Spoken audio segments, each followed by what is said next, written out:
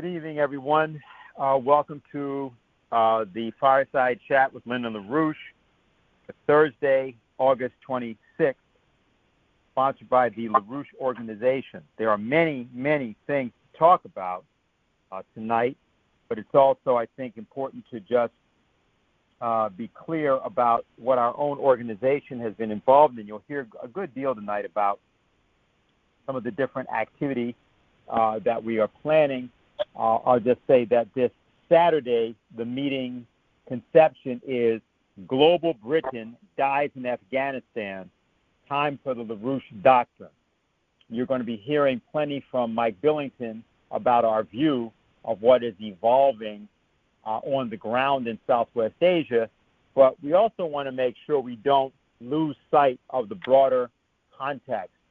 We have, of course, the evolving circumstance around the coronavirus and the crisis around that, with the United States actually poised to undergo a process probably more critical than it underwent last year. And this will bring the United States into a confrontation and a reckoning with the truth of the real conditions of its physical economy. It's important to note that that's going to happen as we converge upon a highly probable crisis within the financial sector itself. And there, of course, are these peculiar demands being placed upon it, sometimes referred to as the Green New Deal, something that's actually dead on arrival, but will probably try to go through the course of its own self-destruction or self-immolation before everybody really understands that that is what it is. That is to say, there's no longer any hiding place for the wrong axioms that have been in practice in the case of the transatlantic world and the United States in particular since the incarceration of Lyndon LaRouche between the period of 1989 and 1994. While that might seem to not be what is the thing that characterizes what's going on in this moment, it is. This moment is not this moment. You cannot understand this moment from the standpoint of current events.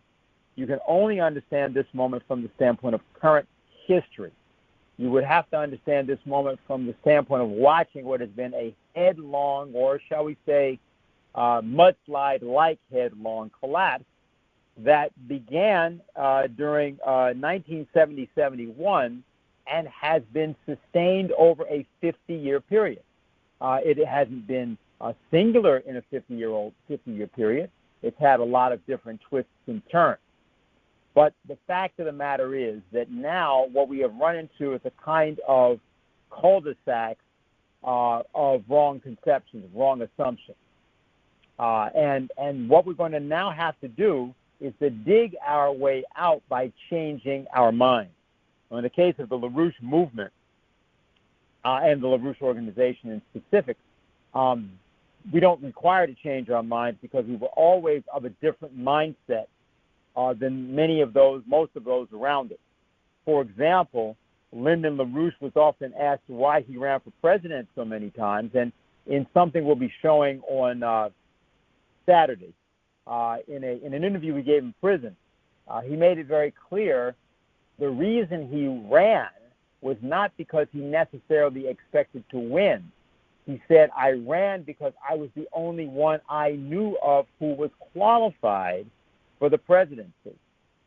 This has often been thought about as a kind of either egoistic statement or some people think about it as, well, that's sort of a way of saying there should be a higher standard. But what if that's not what Lynn meant? What if he actually meant that in the United States, in the period from 1976 when he first ran until he ran in 2004, that he believed that essentially he was the only person actually qualified for the actual office of presidency. There are people that grow into that office. There are people that can do things in the office. But the issue is who comes into the office prepared. And this is important because the condition we're right now living through, as frightening as it certainly should be, is a condition for which Lyndon LaRouche prepared his associates and implicitly the United States itself. He prepared people for this moment. The issue is now that has to actually become a reality. We're going to talk about that tonight, but we were first going to give you, of course, a picture of what current history looks like at this moment, as well as the embedded solution that we believe is not only possible, not only necessary, but is going to be inevitable for what we have to undergo. So I'm going to go right to Mike. And let me just indicate, some of you may have called in, or when you called in, you may have heard there will be a change in this phone number for access for these calls, which will begin, as I understand, on September 15th. So it's been announced, but we'll be sending out an announcement to everybody as well. Again, if you call in, you'll get that. And we all realize that it may be hard to take that number down. Just know that we will get back to you. And you can also just be in contact with us to make sure you get that number. But we will get through a couple of more sessions. I guess just one or two more sessions, I guess, right, before we make that shift. Okay, so with that, I want to get right to Mike Billington. I think many people know Mike. He has been an associate with Lyndon LaRouche for decades. He spent over 10 years in jail, proudly for the ideas and the policies of Lyndon LaRouche. And he's here tonight to talk to us about current history, especially in terms of what the United States can do in this context to end the role of not merely global Britain, not merely perfidious Albion, but the wrong-headed conceptions that led us into this path of self-destruction. So, Mike? Okay, thanks, Dennis. Am I clear? Can you hear me? Yes. All right? Yes, you're very clear. Okay. So I want to do sort of two aspects to what I want to go through fairly concisely. At first, to discuss the situation in Afghanistan, and then to discuss the total freakout by the British Empire and why they are so completely freaked out.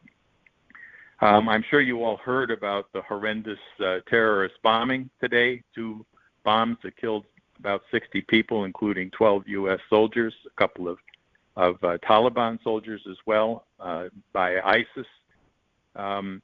If you try to think about cui bono, what do they do? Why would they do this? Is it just because they want to kill people? Well, some of them, yeah, that's probably the way they think. But who deploys them and why? What's the result of these bombs?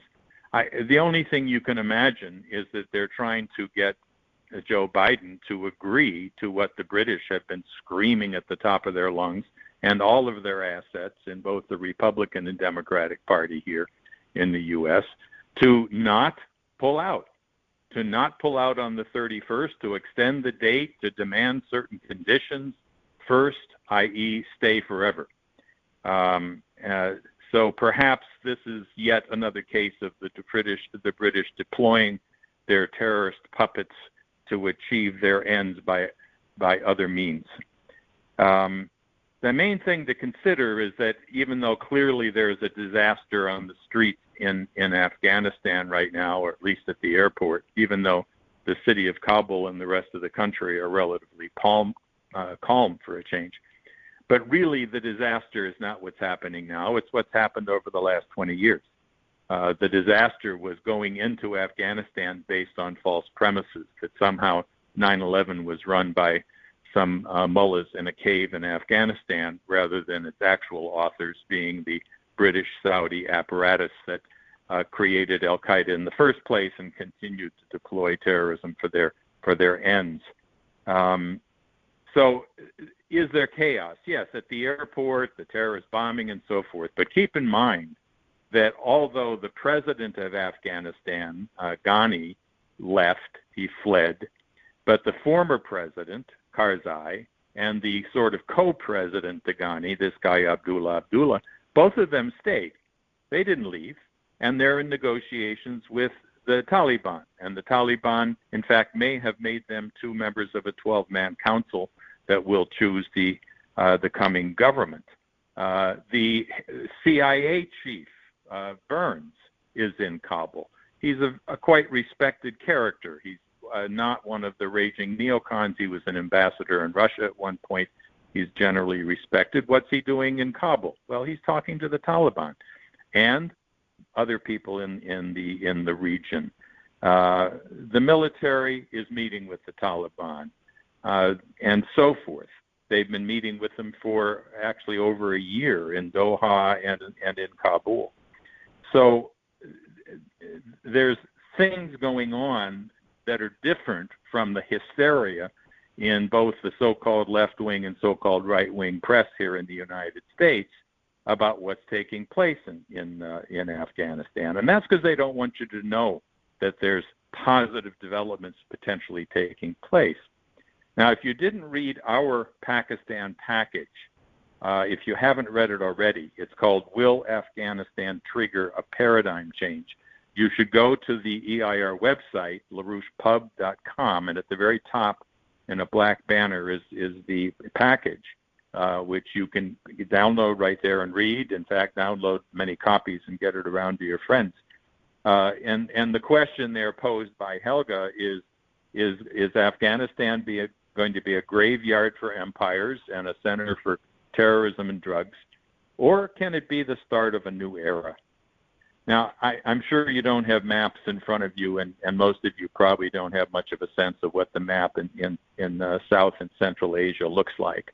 But if you just think about Afghanistan being on the Pakistan border and on the Iran border to the southeast and southwest, and to the north of Afghanistan is the Central Asian countries, the so-called five stands. Kyrgyzstan, Tajikistan, Uzbekistan, Kazakhstan, and Turkestan. These are the five Central Asian countries. They're all landlocked. One of the reasons Lynn and Helga LaRouche from the very beginning, when they posed after the collapse of the Soviet Union that we have to build the new Silk Road, what became the Eurasian Land Bridge idea, was to free up the tremendous resources in these landlocked countries by building high-speed rail corridors with development corridors through them. So these countries now are connected east-west. The Chinese have built the rail connections to Europe that pass directly out of China through Xinjiang province in the west into Kazakhstan, through the what's called the dry port of Kargos, which was just a minor little outpost in the desert, but now is a booming dry port where the trains coming through from China to Europe pass through Kazakhstan, and they have to change gauges there and so forth. So this is a connection, but it's a long way from Central Asia to the ocean through China, and it's an even longer way to the ocean through Europe. So they would very much like to have rail connections to the south, but that's been prevented by the perpetual warfare in Afghanistan for at least the last 40 years, actually going back even further than that. So they would love to see that. Now, what's been going on? Starting back in February, Pakistan and Afghanistan and Uzbekistan, to the direct north of Afghanistan, had a meeting in Tashkent. And they talked about the fact that the most developed case of the Belt and Road, the new Silk Road, that China has developed, this miraculous process of taking their incredible development out to the rest of the world, is Pakistan. They've built an entire, what they call the China-Pakistan economic corridor. It involves rail, roads, ports, a beautiful new port in the south on the Indian Ocean in Gwadar, and a rail connection that goes through China all the way down through Pakistan, through Islamabad, down to Karachi, and also off to the west to the new port in Gwadar. So what did they discuss? They said, why not build a branch off of that rail connection from Islamabad, go through Peshawar, which is right on the Afghanistan border, and then through the Khyber Pass, which goes into Afghanistan, and up to Kabul. And from there, keep developing it up to Uzbekistan and also over to Kyrgyzstan to Dushanbe. This would not only turn Afghanistan into a major hub for the old Silk Road, as they were thousands of years ago when they were known as the land of 1,000 cities, as the hub of the Silk Road. But it would also give all of Central Asia a much more direct route to the sea, down through Afghanistan into Pakistan, and then on to the Arabian Sea. So this would be a tremendous benefit to all these countries. It obviously would be of great benefit to China and to Russia, who is very concerned about Afghanistan again not being again turned into a terrorist hideout and so forth. So this meeting took place in February, and then over the last month, a whole series of meetings. I won't go through them all, but the most important one was again in Tashkent on July 15th and 16th. They called it the International Conference on Central and South Asian Regional Connectivity. There were 40 governments at this meeting, and on the platform was this idea of the Khyber Pass Economic Corridor. And let me just mention, if you don't know this history, the Khyber Pass has a very distinct history for the Brits. Back in 1858, during the Great Game between Russia and the British over this area, the British took over Kabul, and they were there for about a year or so, and the tribes rose up and drove them out. And as they left Kabul and went down through the Khyber Pass, they were picked off one by one. Every single one of them was killed. One doctor survived to get back into India, what's now Pakistan. So the Khyber Pass has a certain meaning to the British people, and calling this the Khyber Pass Economic Corridor, I think, is quite ironic and actually quite beautiful. And I want to mention this meeting in Tashkent in July because there was a very prominent U.S. delegation at this meeting. The person who is the personal assistant to President Biden for Homeland Security, her name is Elizabeth Sherwood Randall, and she, like the Deputy Secretary of State, Wendy Sherman, and Wendy Sherman, you probably know if you follow EIR, last month before last, did high-level meetings in China and then went on to high-level meetings with Russia on behalf of the Biden administration. So even though you have Tony Blinken and sometimes Jake Sullivan ranting and raving like they sound like Mike Pompeo about Russia and China, Biden not only had a personal meeting with Putin and a personal phone call with Xi Jinping, but there are those in the administration who represent his idea that there should be diplomacy. For some reason, they don't seem to want a nuclear war.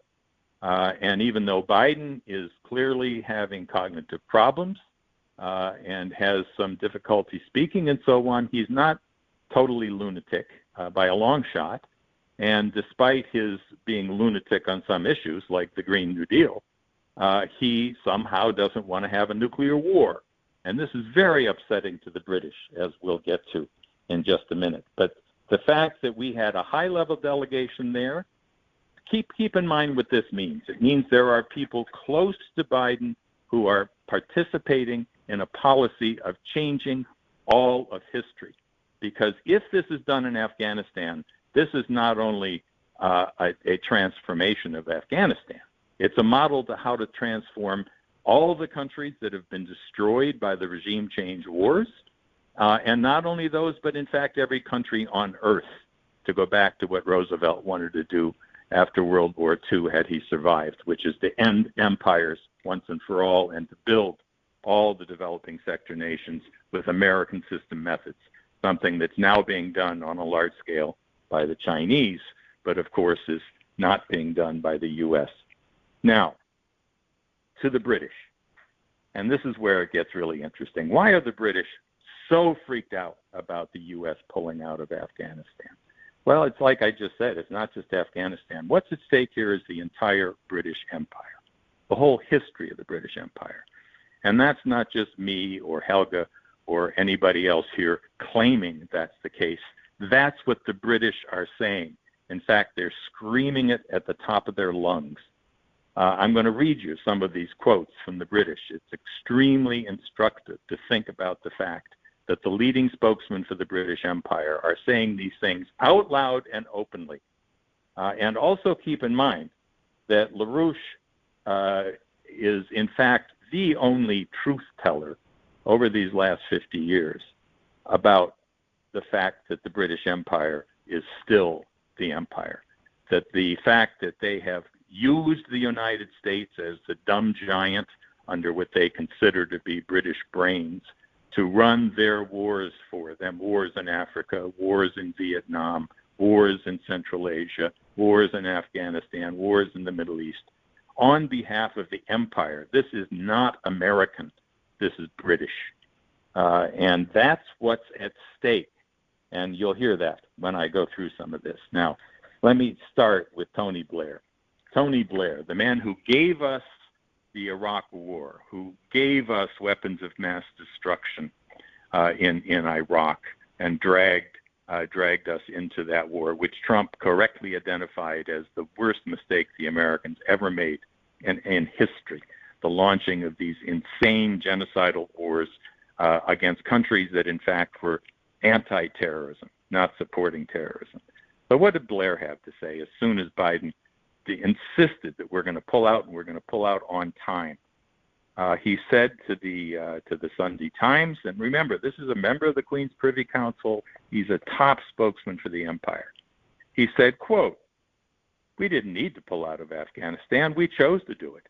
We did it in obedience to an imbecilic political slogan about ending the forever wars." Let me repeat. The imbecilic political slogan about ending the forever wars. All right? What does that mean? It means if we're going to be an empire, we have to have forever wars everywhere. It's imbecilic to not have wars everywhere if you're going to be an empire. And then he goes on to say, for Britain, out of Europe because of the Brexit, and suffering the end of the Afghanistan mission by our greatest ally with little or no consultation, we are at risk of relegation to the second division of global powers. We won't be the king of the empire anymore. This is quite blatant. They're openly declaring the fact that the threat is to the empire which we refuse to release, and we're going to fight to keep it whatever way we can. But unfortunately for them, they could well be at the end of their rope. An unnamed minister told the Sunday Times in London, quote, "America has just signaled to the world that they are not that keen on playing a global role, or at least not a global war as a warmonger." Right? The implications of that are absolutely huge. We need to get the integrated policy review out and reread it. Now, the integrated policy is something Boris Johnson ordered earlier this year, which reviewed how things look after having pulled out of the EU through the Brexit, and they concluded that indeed global Britain is the future. We're back in the empire. We're going to send our one aircraft carrier to Asia to show that we're part of the empire. The empire is back. So that's the integrated policy review. We have to take it out and read it. We're going to have to do a hard-nosed revisit on all our assumptions and policies. The U.S. had to be dragged kicking and screaming into the First World War. They turned up late for the Second World War, and now they're cutting and running in Afghanistan, was this guy's conclusion. All right? So they're not hiding anything. This one is even more revealing. This is from the Mail on Sunday. Across Whitehall and in British embassies around the world, officials and diplomats are adjusting to the fact that Mr. Biden has adopted an America First policy, every bit as isolationist as his predecessors. Biden is continuing Trump's policy for getting out of these regime change wars, although Trump failed. The military-industrial complex told him to drop dead. And from all reports, they told Biden the same thing, and he said, no, we're getting out. Now, the Mail on Sunday continues, and this is most interesting. This 78-year-old might be a bit doolally. Now, I'd never heard the word doolally. Maybe you have, but I think this is a British colloquialism for a little baddie. That 78-year-old Biden might be a little doolally, unable to exert full executive grip on the White House, and with a worldview forged decades ago and out of step with the demands of leadership in the 2020s. Now think about that. A worldview forged decades ago and out of step with the demands of leadership in the 20s. Well, it's true. His worldview was forged by people like Jack Kennedy and even further back to Franklin Roosevelt. All right? We shouldn't have wars. Right? And that's not in keeping with the leadership of the 20s, i.e. the British Empire. So this is quite an open declaration of what they consider the problem. Now, a few words on this, on global Britain. This idea of the integrated review that they had, which said that we're back. There was a conversation back in May. This is before all this showdown over Afghanistan, with the British ambassador to the U.S., Dame Karen Pierce. And she said, quote, "The integrated review shows that an independent Britain is back with a real aspiration to be an active, independent force for good on the world stage." Oh, yes. Keeping America as ally number one, keeping Britain as America's ally number one, shared endeavors in war and peace is fundamentally what the bedrock of the relationship is about. And the integrated review is designed to take us to the next level. Now, again, think about this. They're acknowledging that if they don't have the U.S. as their brute force dummy, excuse me, I just had a thing click on here by mistake. Sorry. So if they don't have the U.S. as their dumb giant, and they're proud of saying British brains and American brawn, then they don't have an empire, and they know it. Now here's another fellow, Lord Peter Ricketts, chairman of the Joint Intelligence Committee during the time of Tony Blair, who says about the current situation, 5 months ago, the government published an integrated review of foreign and defense policy. Its central thesis was that the UK's recovered sovereignty after the Brexit and close links with Washington would enable it to turn the dial on international issues of consequence and shape the international order of the future. Again, without the U.S., we're nothing. We're nothing. General Sir Nick Parker, who at one point commanded all the British troops in Afghanistan, who, by the way, insisted when they went in 2001 that the British have charge of Helmand province, which was the center for the drug production. And as you probably heard, I hope you heard on our conference on Pakistan from the Nino Arlaki, the guy who was the head of the UN drug force back in 2000, that he had negotiated with the Taliban before the 2001 invasion to bring opium production down to close to zero with crop substitution, just getting them to grow food, which they made more money than the drugs. The drug money didn't go to Afghans. It went to the Hong Kong and Shanghai Bank and the Barings Bank. It went to what we call Dope Incorporated in our books. So here's General Sir Nick Parker, who said, quote, "The past week's events in Kabul provide a severe reality check to Britain's role in the world, in particular our involvement in international missions that demand the use of military force." Okay, now on to the end of the special relationship. This is Andrew Rawnsley, who's the chief political commentator for The Observer, one of the leading newspapers for the empire. They said that Boris Johnson's global Britain has been exposed as impotent and friendless by Biden's decision on Afghanistan. The Anglo-American special relationship was declared to be warm and friendly after Biden took office and made his first call to Boris Johnson. But now we know differently. When it comes to calls that mattered over Afghanistan, Mr. Johnson's capacity to influence Mr. Biden was less than that of the president's dog. The withdrawal of what remained of the NATO presence in Afghanistan was dictated by abrupt and unilateral decisions made in Washington. Even Theresa May, former foreign minister, on the House of Commons floor, screamed, "Where is global Britain on the streets of Kabul? We have a foreboding sense of an impotent Britain, friendless in a frightening world." And then lastly, and this is the most interesting in a sense, the commander, the Colonel Richard Kemp, CBE.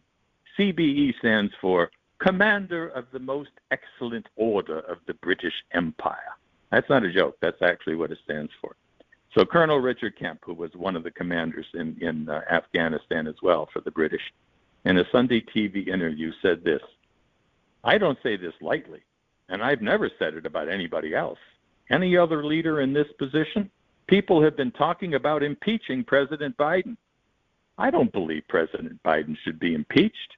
He's the commander-in-chief of the U.S. Armed Forces who's just essentially surrendered to the Taliban. He shouldn't be impeached. He should be court-martialed for betraying the United States of America and the United States Armed Forces." Now, of course, you know that he's worried more about being the British Empire being betrayed.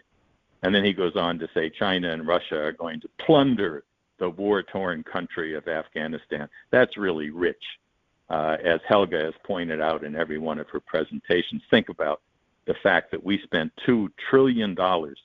What they say is $2 trillion in Afghanistan. Well, very little of that money ever got to Afghanistan. It went to the military-industrial complex, producing bombs and bullets and airplanes and so forth for 20 years. Virtually no development. A road here and there, local health facilities, local schools, nothing to transform the country. Certainly no ring road, no railroads and so forth. The only money spent in Afghanistan really was for the warlords, who are also the drug lords, to oversee this massive increase in drug production over that time. So,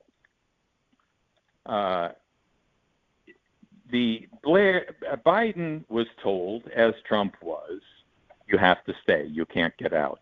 We need conditions from the other side before we leave. You can't set a hard and fast deadline. Mark Milley, the chairman of the Joint Chiefs, told him that. We need to keep a residual force. And apparently all the four-star commanders in Afghanistan, Central Command, Special Ops, all told him we had to keep forces there, to keep an eye on terrorists. All right, and Biden said no. And his top national security deputies, like the ladies I mentioned, apparently said no. One of the newspapers said they did what no previous president has done successfully before. They overrode the brass. Well, of course, that's not true either. JFK overrode the brass when he refused to invade Cuba and when he refused to go to Vietnam, which is why they killed him. So the difference is that he said we're going to withdraw on a given date, an inflexible timeline, not a conditions-based, which is the way they got Trump to not pull out of Syria or Afghanistan. He's, you have to wait for the enemy to do what we tell him, and that just means we stay there forever.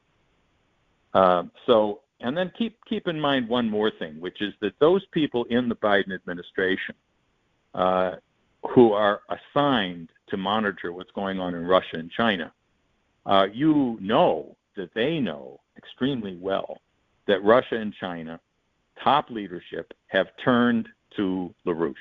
They've come to the Schiller Institute as the only platform where they can both get out their ideas, truthfully, with others of different sectors of the economy, different parts of the world, to share their discussion about how to end this descent into a new dark age on drugs, on the economy, on the war, on the pandemic. They've turned to us, and they've also put us in their leading media, like this beautiful thing CGTN did with Helga's speech from our July 31st conference. If you didn't see it, you should see it. It's a beautifully done piece. And they did the same thing with Richard Black last week with the Xinhua. So this is known. They know very well that we are the platform for the idea of peace through development. So we're a small organization, but we have powerful ideas which have now essentially created a global network of people in very high-level positions of government, of medicine, of military, of diplomatic and economic forces around the world.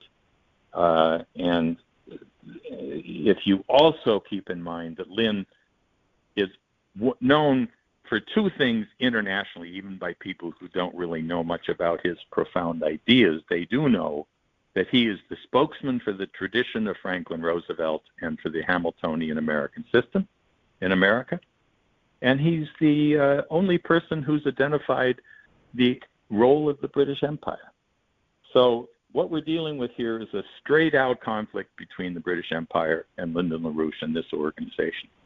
And we can be optimistic that as dangerous as this is, as close as we are to war, that we can, in fact, be optimistic. This is a moment of a complete change of geometry in the world. Nothing will be the same again. Nothing will be the same after the pandemic. Nothing will be the same after the collapse of this, the biggest bubble in the human history. Nothing will be the same with the end of the regime change era that was launched by Tony Blair back in 1979, when he called an end to the idea of sovereign states, and instead we have to have the responsibility to intervene on countries when we don't like them and launch these regime change wars. Nothing will be the same. It might be different in the sense that we get blown up in a nuclear war, or that the pandemic gets completely out of control, or that the financial system goes into hyperinflation and everybody's savings and salary become worthless. So it could be on the negative side. But on the other hand, throughout history, in moments of great danger, people with creative ideas have succeeded in building a renaissance. And this renaissance has to be global. It has to be based on the idea of peace through development. And it's pretty much within our grasp if we don't lose our nerve and if we keep our creative juices flowing. So that's where I'll stop.